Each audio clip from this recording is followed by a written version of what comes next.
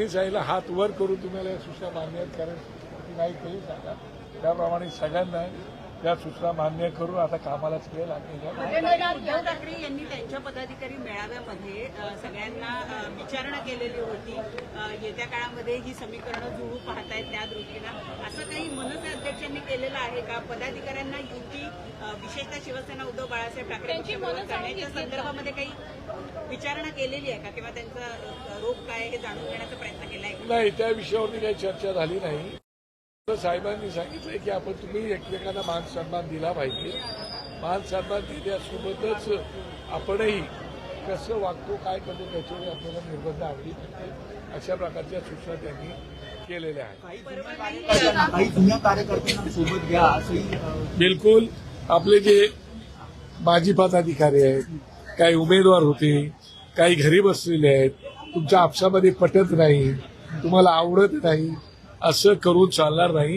कार्यकर्ता आपला आहे आणि तो कार्यकर्ता जर सोबत येत असेल तर त्या कार्यकर्त्याला आपण विश्वासाने सोबत घेतलं पाहिजे आणि त्याला विश्वास दिला पाहिजे की तुम्हाला पुढची वाटचाल एकमेकांना सोबत घेऊन करायची आहे. शिवाय जी रिझर्वेशन्स येणार आहेत, आरक्षण, त्या बाबतीमध्ये सुद्धा महिला आरक्षण असो किंवा आणखी कुठलं आरक्षण असो त्या बाबतीत त्यांनी सूचना केली आहे.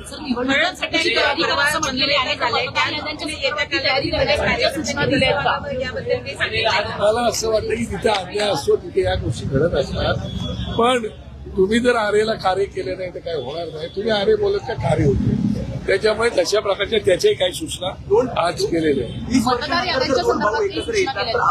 आपण भांडण केलं नाही पाहिजे असंही राज ठाकरे म्हणाले. मला असं वाटतं की राज ठाकरे साहेबांनी आपल्या भावना त्या ठिकाणी बोलून दाखवलेल्या आहेत आणि त्या भावना तुमच्यापर्यंत आमच्या अगोदरच पोहोचलेल्या असल्या कारणाने तुम्ही त्या विषयावरती जे काही बोलले त्या बाबतीमध्ये तशा प्रकारच्या सूचना दिलेल्या आहेत. मतदार याद्यांच्या संबंधी त्यांनी सूचना केलेल्या आहेत की जे दुबार मतदार होतात तेही महत्वाचं आहे. काही मतदार असतात नसतात, काही लोक इथं मतदान करतात, काही लोक इतर राज्यामध्ये जाऊन मतदान करतात, तर त्याच्यावरती लक्ष ठेवून आपल्याला जातीचं लक्ष करायला पाहिजेत आणि म्हणूनच आपल्याला BLA ते तेवढेच सक्षम केले पाहिजेत आणि जे काही गटाध्यक्ष त्या गटाध्यक्षांनी आपल्याला एकाच एक आता गटाध्यक्ष केलं. थँक्यू.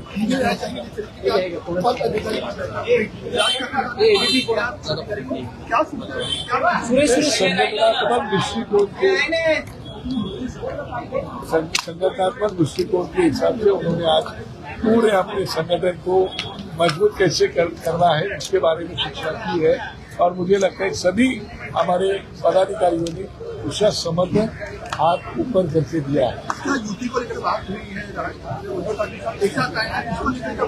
युति को लेकर बात नहीं हुई, मगर उन्होंने ये जरूर कहा 20 साल के बाद ठाकरे साहब और उद्धव ठाकरे साहब एक मंच पे आ सकते तो आपको भी सबको साथ लेके आगे बढ़ना है, सबको साथ लेके काम करना है, चाहे वो अपना जुना कार्यकर्ता हो या अपने साथ आने वाला कार्यकर्ता.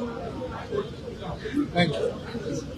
घ्या परदेशात भरारी, तेही सर्वसामान्यांना परवडणारी. 1 रुपया भरा आणि थायलंडमध्ये फिरा. सचिन इंटरनॅशनल घेऊन आले आहेत जगातली सर्वात स्वस्त परदेश टूर. पूर्ण 5 दिवसांचं पॅकेज आता फक्त 32,999 रुपयांमध्ये. पॅकेजमध्ये विमान प्रवास, हॉटेल, ब्रेकफास्ट, ट्रान्सपोर्ट आणि प्रेक्षणीय स्थळे. सचिन इंटरनॅशनल 18 वर्षांपासून पर्यटन क्षेत्रातील एक विश्वसनीय नाव. सचिन इंटरनॅशनल सोबत मनसोक्त फिरा. संपर्क 7767989898.